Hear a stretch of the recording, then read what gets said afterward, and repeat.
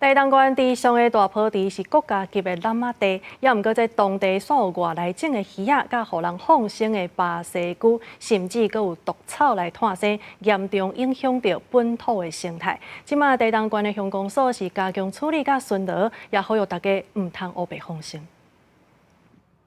地上乡大坡地是出名的观光景点之一，嘛是国家级重要湿地。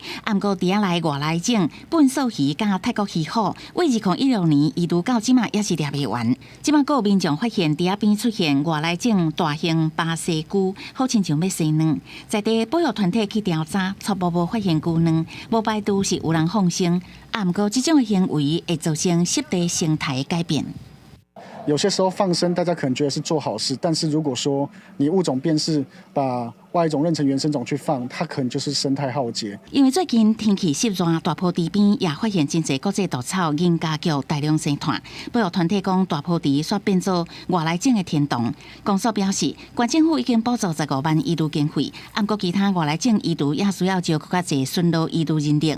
公所嘛呼吁民众，若是想要放生，上好先互专家甲学者来鉴定。是否我们可以先提出向公所一个申请，我们也请专家学者来辨别它是否是外来跟原生。如果原生，我们就同意来做野放。县政府表示，伫湿地乌白放生动物，会当罚6万至30万的罚款。